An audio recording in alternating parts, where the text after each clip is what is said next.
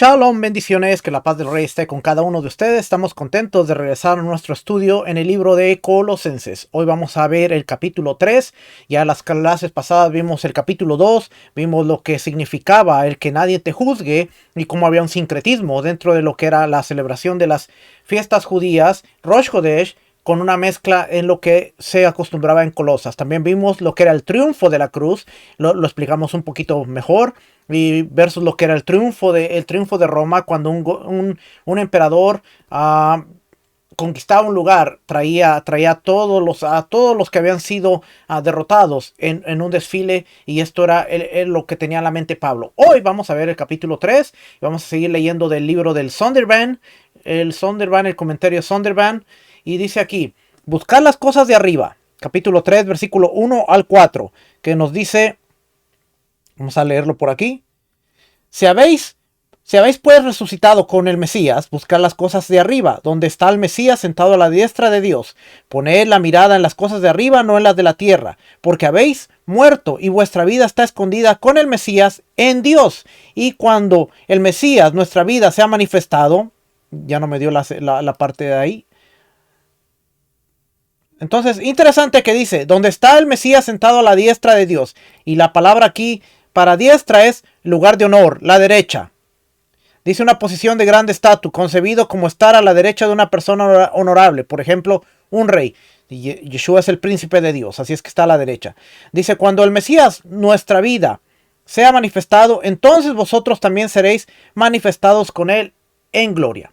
Interesante que ya vimos el capítulo 1 en donde explica el misterio, capítulo 2 en donde dice que nadie te juzgue porque ahora tu vida está en el Mesías. Hoy vamos a ver el capítulo 3 en donde prácticamente se nos está diciendo que como estamos en el Mesías, tenemos una nueva vida. Y Pablo va a abundar en el qué tipo de conducta debe tener la persona que está en esta nueva vida en el Mesías. Fíjense, vamos a verlo aquí. Entonces, ya leímos aquí. Basado en su participación en la muerte y resurrección del Mesías, los creyentes participan de una nueva vida, ¿ve? Aquí hay seguridad, libertad de temor y poder para hacer frente a las influencias de poderes hostiles. Por eso el capítulo 2 fue importante, que Pablo recalca que las derrotó. Poned vuestro corazón en las cosas de arriba. El lenguaje y el pensamiento aquí buscan la exhortación de Yeshua, en donde dice buscar primero su reino. Las palabras que dijo Yeshua en Mateo 6:33.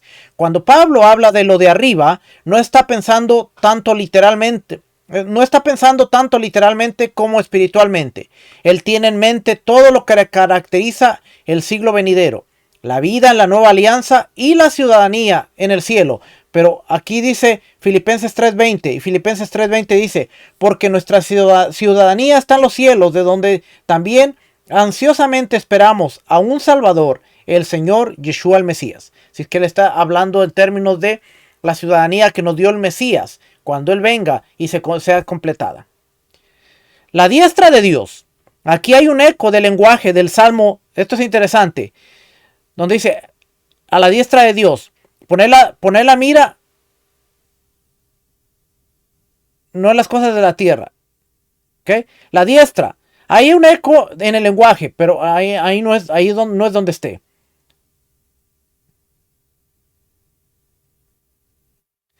Aquí es donde dice en el 3:1, donde está el Mesías sentado a la diestra de Dios. Ese es el comentario. Pero aquí lo pone en el 3:2. Dice, aquí hay un eco del lenguaje del Salmo 110. Salmo 110, versículo 1. En donde dice el Señor a mi Señor, siéntate a mi diestra hasta que ponga a tus enemigos por estrado de tus pies. Ahora, interesante que aquí, no quería que me diera eso. Fíjense lo interesante, porque aquí la palabra Señor aparece como Yud He Vahev. Dice Yud He Vahev a mi Adoni, a mi Adón. La segunda palabra es Adón. Aquí lo está viendo, Adón. Y esta palabra está en Mateos, donde nuevamente lo cita. Pero esta palabra, vamos a ver, quiero mostrarle algo. Adón. Señor. Hay un comentario muy bueno, este comentario de aquí, que dice Adón.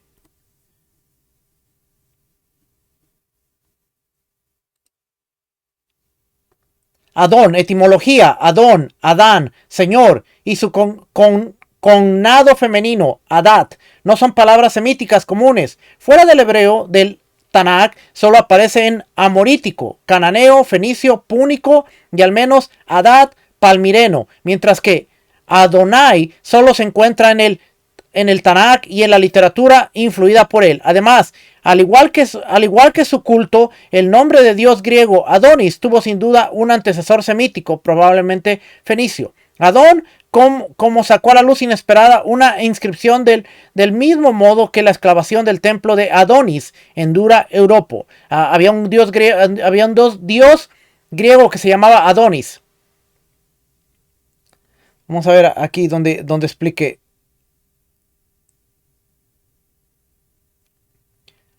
Aquí esta parte, la parte 2.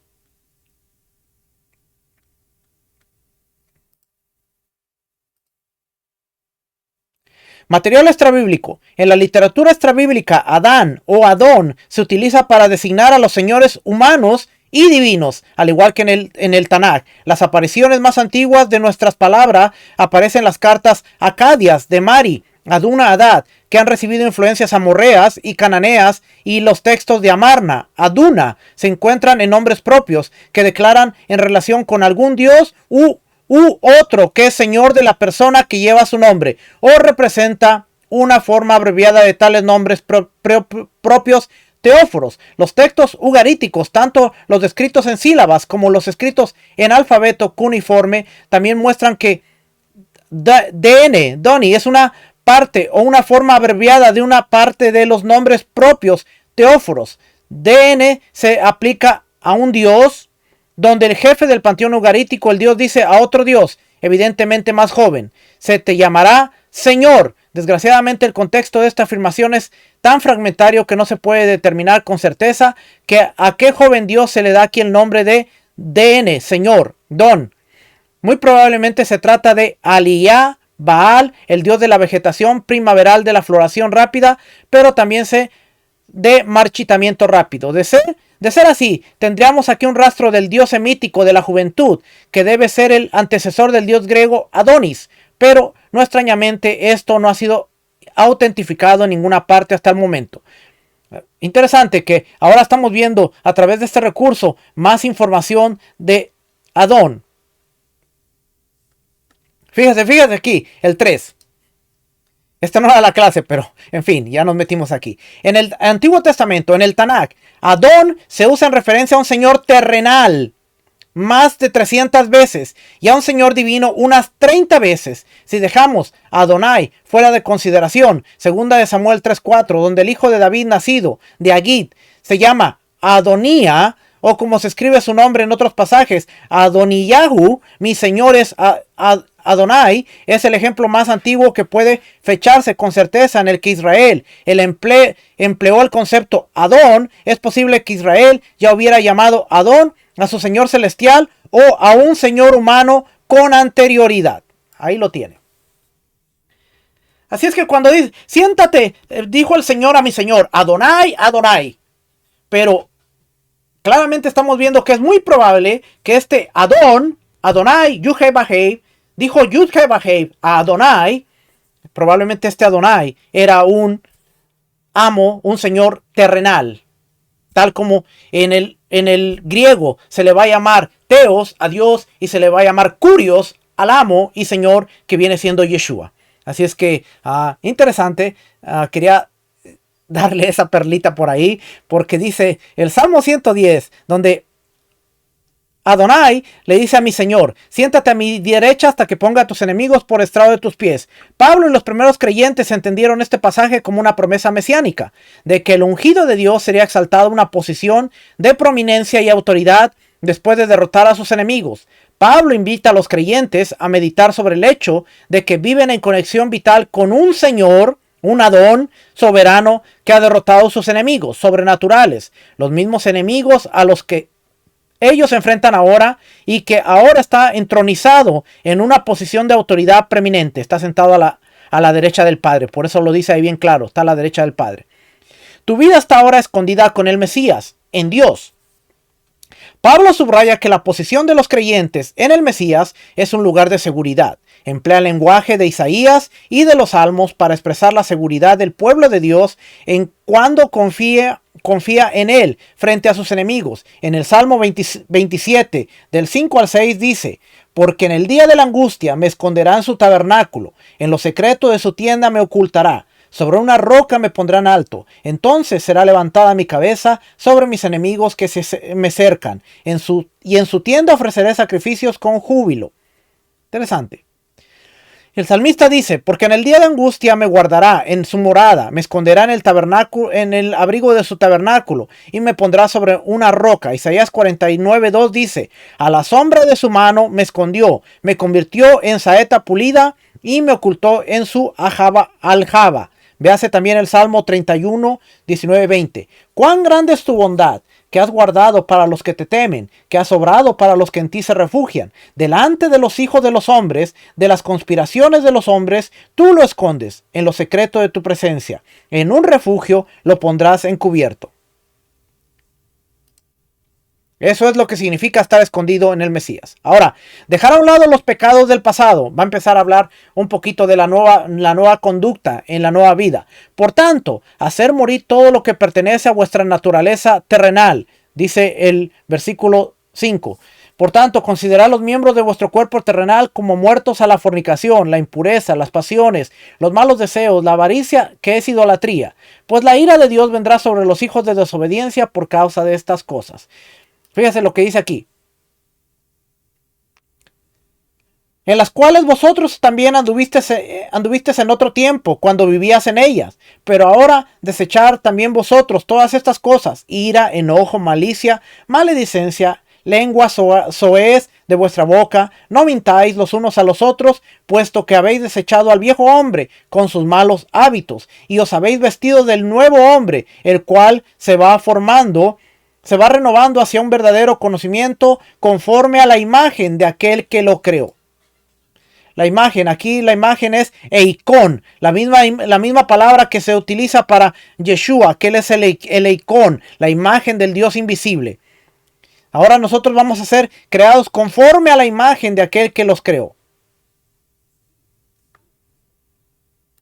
A regresar por aquí. Entonces dice: utilizando una terminología fisiológica común, Pablo crea una metáfora para describir el proceso de desarrollo de la pureza moral. Todo creyente necesita matar las partes del cuerpo que conducen al pecado. El lenguaje recuerda las propias enseñanzas de Yeshua cuando dijo: si tu ojo te hace pecar, sácatelo y tíratelo, Mateo 5:29. Esta parte la vamos a brincar. Inmoralidad sexual. La lista de vicios eran habituales en la exhortación moral de los escritores antiguos, especialmente entre los estoicos. Pablo enumera 5 puntos en los que deben tratarlo los colosenses, todos ellos relacionados con la pureza sexual. No es de extrañar, dada la promiscuidad sexual de la época. Porneia es un término amplio que se refiere a todo tipo de relación sexual fuera del vínculo del matrimonio. Y acuérdense que mucho de esto tenía que ver con los ritos sexuales que había dentro de la ciudad. Por eso Pablo los está amonestando y les está diciendo: vosotros apártense de toda fornicación, impureza, pasiones, malos deseos, avaricia, que todo esto es idolatría, porque tenía su conexión con la idolatría, su conexión directa con la idolatría. La avaricia, ¿qué es idolatría? La avaricia se aplica al sexo porque implica un apetito insaciable. Es posible que Pablo no limite aquí esta palabra estrictamente a cuestiones de sexualidad.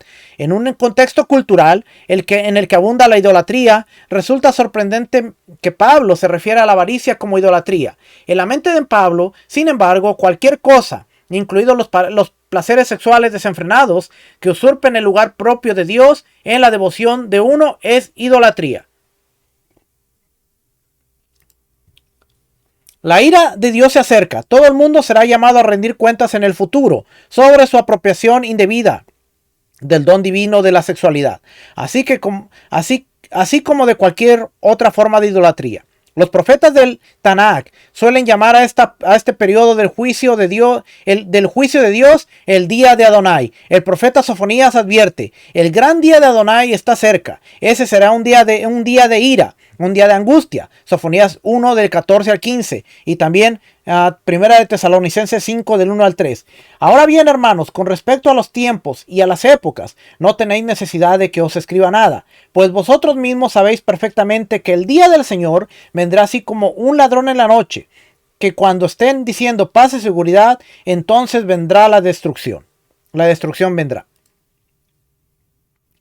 Pablo aborda ahora un grupo de 5 vicios que se centran en la naturaleza de la interacción personal entre los creyentes: la ira, el enojo, la malicia, la calumnia y las palabras obscenas. Son destructivos para la unidad que debe caracterizar a la comunidad e incompatibles con el tipo de amor que el Mesías modela. Ya que os habéis despojado de vuestro viejo yo y os habéis revestido del nuevo, la imagen de quitarse y ponerse la ropa estaba muy extendida en el mundo antiguo. En el Tanakh se habla con frecuencia de vestirse de fuerza, justicia y salvación, pero nunca se menciona la eliminación de una naturaleza pecaminosa y corrupta. Pablo ofrece ahora a los colosenses una mejor comprensión de cómo es posible una vida virtuosa al hablar de la conversión de un acontecimiento sobrenatural decisivo que llega al núcleo del ser. El viejo yo, la identidad solidaria con el pecado de Adán, ha sido eliminada y un nuevo yo, la identidad solidaria con el Mesías, lo ha sustituido. Este cambio de identidad sirve de base para enfrentarse al vicio y apropiarse de la virtud. Por tanto, los creyentes también tienen que actualizar lo que ya ha sucedido espiritualmente. Tienen que despojarse del viejo yo y revestirse del nuevo. Romanos nos dice que así como el pecado entró por un hombre, Adán, también la vida eterna entró por el postrer Adán, el último Adán. Eso quiere decir que Adán, el primer Adán, pecó. Comió del árbol que se le dijo no comerás. La inclinación al mal lo llevó a desobedecer a una orden de Dios. Ahora viene el postrer, el último Adán, y él tiene una naturaleza humana. Dice Hebreos que fue tentado en todo, pero sin pecado. La naturaleza humana del Mesías permite mostrarle a la humanidad que es posible vivir una vida sin pecado. Y como el Mesías llevó el pecado en la cruz, lo expuso públicamente, cuando Dios lo resucita de entre los muertos, ahora le está mostrando a la humanidad, al cuerpo, a la carne: tú puedes vivir una vida moralmente correcta, porque yo te enseñé que aunque tuvo un cuerpo que tenía inclinación al mal, pude vivir sin pecado. Y ahora dice: despójate del viejo hombre que está viciado y vístete del nuevo que tiene la identidad en el Mesías, el postrer Adán, que aunque vivió en un cuerpo humano no pecó. Y ahora, por eso dice, hasta que alcancemos la semejanza de ese hombre que no pecó.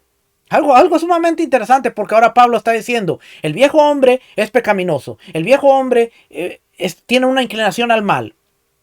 Por eso Pablo dice, Romanos capítulo 7, pobre de mí, ¿quién me ayudará? Mas gracias sean dadas al Mesías, que a través de lo que él ha hecho, ahora yo puedo también vencer por el Mesías, porque él nos ha mostrado que sí es posible vivir en un cuerpo que tiene la inclinación al mal, no un cuerpo que tiene el pecado, porque la mentalidad de que nosotros nacemos con el pecado original es una enseñanza católica.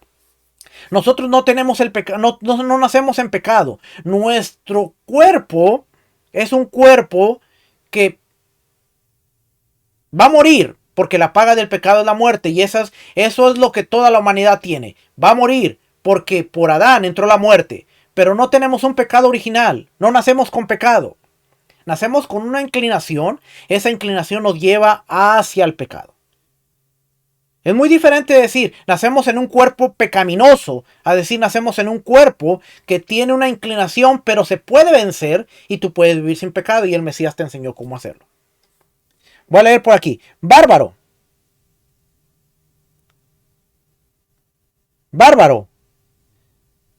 Entre los griegos y los romanos, los bárbaros eran personas que carecían de la urbanidad de la cultura griega o romana. Un bárbaro podía ser cualquier extranjero que hablara una lengua distinta del griego o del latín y fuera diferente en apariencia, modales y comportamiento. Por eso a los judíos se miraban como bárbaros. Una renovación en la cual no hay distinción entre griego, judío, circunciso e incircunciso, bárbaro, escita, esclavo o libre. Ahora vamos a empezar a ver estos términos. Bárbaro es una persona que para los griegos era un extranjero.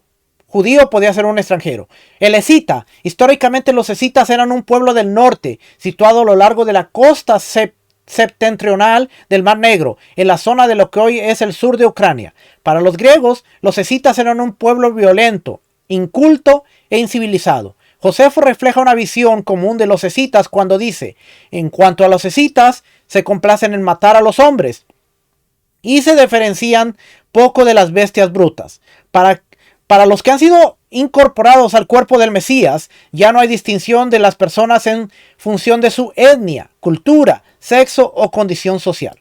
Todos somos uno en el Mesías. Revestirse de las virtudes del Mesías.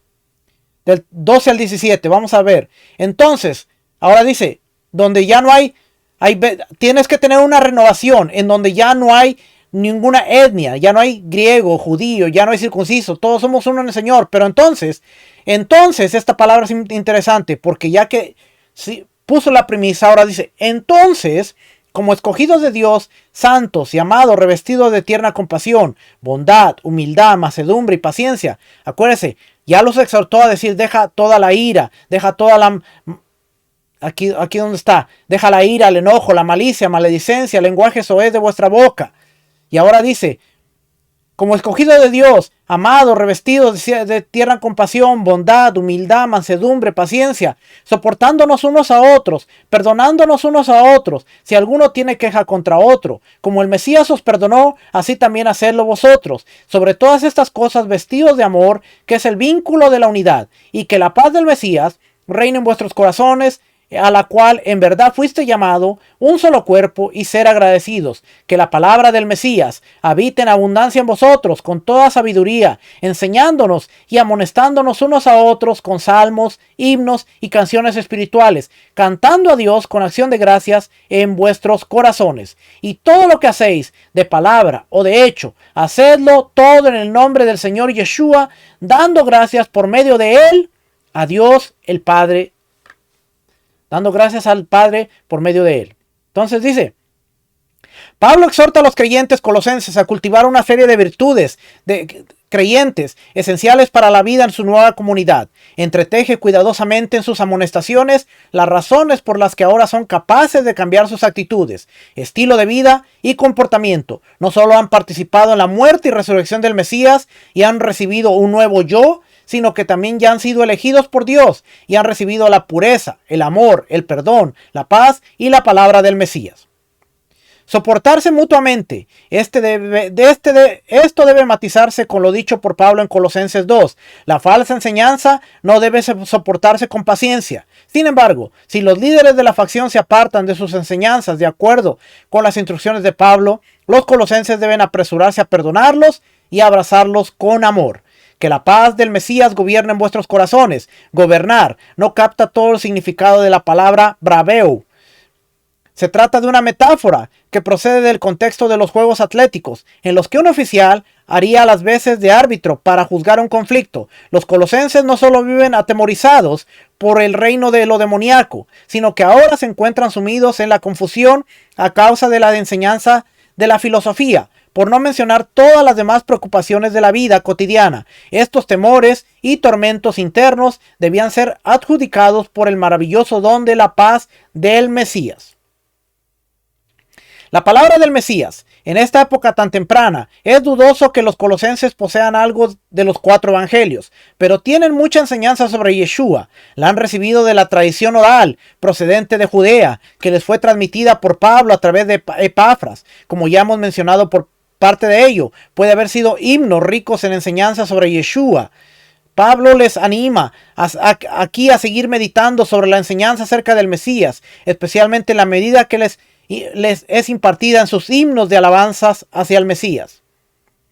salmos, himnos y cánticos espirituales. Esta expresión describe toda la gama de formas en uso de la iglesia de Colosenses. Es posible que salmos represente más bien al estilo judío y los himnos una forma griega. Sin embargo, ambos términos se utilizan en el libro de los salmos. La palabra espiritual va con los tres y caracteriza la obra del Ruach, del Espíritu Santo, al mover a los creyentes a escribir letras y canciones en alabanza a Yeshua en la iglesia primitiva.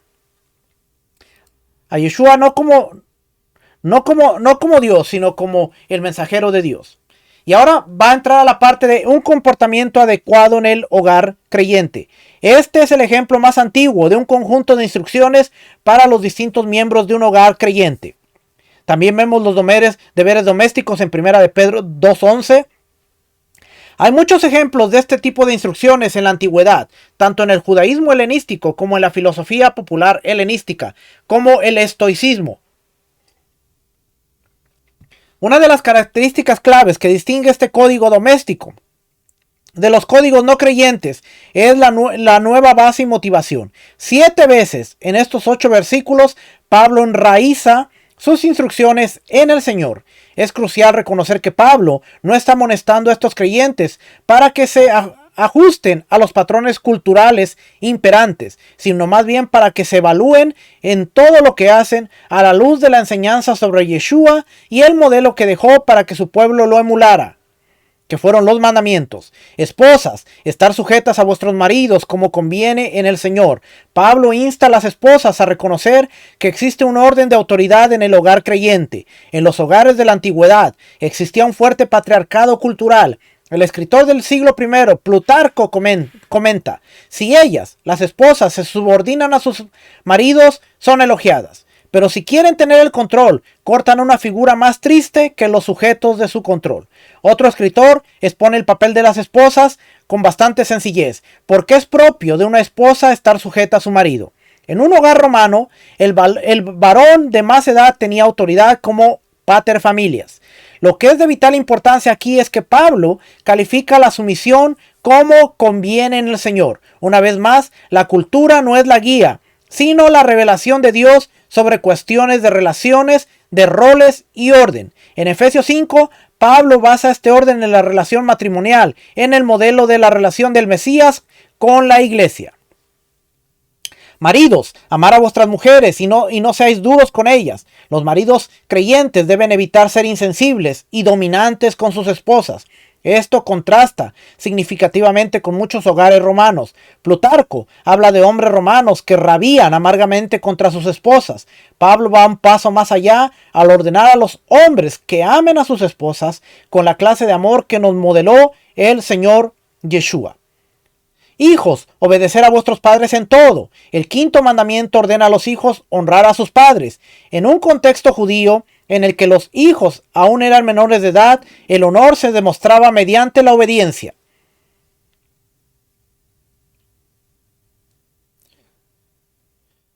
Obedecer y honrar a los padres en un hogar judío. Filón, un judío del siglo I que vivía en Alejandría, de Egipto, escribe sobre la obligación de los hijos en el hogar de honrar a sus padres. A los padres no solo se les ha dado el derecho de ejercer autoridad sobre sus hijos, sino el poder de un amo, porque los padres pagan por sus hijos una suma varias veces superior al valor de un esclavo. También invierten en enfermeras, tutores y maestros, además del coste de su ropa, comida y cuidados en la salud y la enfermedad desde sus primeros años hasta que son adultos. Teniendo en cuenta todas estas consideraciones, los hijos que honran a sus padres no hacen nada que merezca elogio, ya que incluso uno de los puntos mencionados es en sí mismo una llamada suficiente a mostrar un profundo respeto.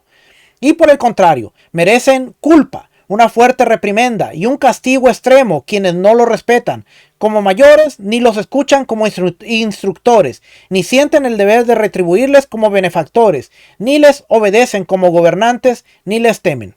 Por lo tanto, honra a tu padre y a tu madre junto a Dios, dice Moisés, Éxodo 20:12, porque los padres piensan poco en sus propios intereses personales y encuentran su realización y felicidad en la alta excelencia de sus hijos. Y para ganar esto, los hijos estarán dispuestos a escuchar sus instrucciones y a obedecerlos en todo lo que sea justo y provechoso, porque el verdadero padre no dará a su hijo ninguna instrucción que sea ajena a la virtud. Padres, no amarguéis a vuestros hijos. Debido a su posición en el hogar, los padres pueden tener la tentación de ser severos con sus hijos. Pablo aconseja moderación por la razón práctica de no desanimar demasiado a los hijos. Incluso los escritores romanos amonestaron a veces a los padres para que ejercieran la moderación y la sensibilidad. Plutarco aconseja: no creo que los padres deban ser completamente duros y austeros en su naturaleza, sino que en muchos casos deben conceder algunos defectos a las personas más jóvenes y recordarse a sí mismo que una vez fueron jóvenes. Esclavos, obedecer a vuestros amos terrenales. La mera presencia de esta admonición recuerda al lector moderno que la pequeña congregación de Colosas estaba formada tanto de propietarios de esclavos como por esclavos. Filemón es probablemente uno de estos propietarios de esclavos. Aunque es posible que Pablo se opusiera a las instrucciones de esclavitud, aconseja a los creyentes cómo vivir dentro de los parámetros de esta estructura económica y social tan arraigada. Insta a los esclavos a obedecer a sus amos. Escribe estas observaciones en un momento en que acaba de entrar en contacto con el esclavo desobediente Onésimo, que huyó de Colosas y de su amo Filemón. Hay que recordar siempre que hay que distinguir claramente las características de la esclavitud en la época romana de la esclavitud en el sur anterior a la Segunda Guerra Mundial. Trabajar para el Señor. Los esclavos podían carecer potencialmente de motivación para su trabajo y asumir sus responsabilidades con una actitud de monotonía. Pablo prescribe una motivación en última instancia. Sirven a un amo diferente y es a él a quien deben tratar de complacer. Todo el que obra mal será recompensado por su mal, y todo esto animaría a los esclavos que habían sido tratados injustamente por sus amos. Hay un tiempo de juicio para la recompensa de toda injusticia. También era una advertencia para que los esclavos actuaran con integridad. Amos, dar a vuestros esclavos lo que es justo y equitativo. En el capítulo 4, versículo 1, y eso va a ser la próxima semana que regresemos. Se está dando cuenta de cómo, ahora que estamos viendo todas esas instrucciones, la carta es simple. Ustedes, colosenses, han sido llamados a través del misterio que es el Mesías. Los ha traído. Que ahora nadie los juzgue. Sean rectos. No hagan sincretismo. Porque Dios ha llevado todo poder. Lo ha exhibido públicamente en el madero a través de Yeshua el Mesías. Y a través de esa muerte y resurrección, ustedes participan de una nueva naturaleza. Ya no de la naturaleza que está inclinada hacia el mal constantemente. Ustedes pueden vivir una vida moral correcta, una vida moral sana. Y por lo tanto, ahora su vida va a ser una vida llena de instrucciones. Con la Torá, ustedes van a hacer un mensaje contracultural. Mujeres, amen a sus maridos. No sean como las mujeres del Imperio Romano. No sean como las mujeres que se sublevaban. Ustedes sean fieles a su marido. Maridos, ustedes son la cabeza del hogar, pero no sean como los hombres del imperio. Ustedes trátenlas bien, ámenlas. Hijos, honren a sus padres y a su madre, porque es un mandamiento. Ellos hacen tanto por ustedes que ustedes deben honrarlos, porque el Mesías se sometió a su padre, fue obediente hasta la muerte. Filipenses, aprendió obediencia. El hijo, no sé, el hijo te enseñó cómo ser un buen hijo. Esclavos, honren a sus amos, y amos, honren a sus esclavos, trátenlos bien. Así es que Colosas, muy probablemente cuando se reunían en la sinagoga había esclavos, había mujeres, había libertos, había de todo tipo de clases sociales, y Pablo ahora está diciendo, ustedes en la Torá, ya no hay esclavo, ya no hay griego, ya no hay bárbaro, ya no hay judío, son uno, pero está hablando de etnia. Porque ahora en el Mesías participan de una nueva naturaleza. Regresamos la próxima semana para el capítulo 4. Ya vamos terminando la carta. Nos queda... Déjenme ir rapidito por aquí. Capítulo 4, el último capítulo, y terminamos la carta. Espero que esta carta haya sido de bendición. ¿Qué aprendimos hoy? Algo sumamente importante. Que en el Tanakh, aún en el Tanakh, Adón se usaba también para un amo terrenal y no necesariamente para Adonai. 300 veces se utiliza para un amo terrenal, 30 veces se utiliza para el Señor, para Adonai. un gran contraste. Así es que nos vemos la próxima semana. Que el Eterno les bendiga, el Eterno los guarde. Shalom, bendiciones. Shalom.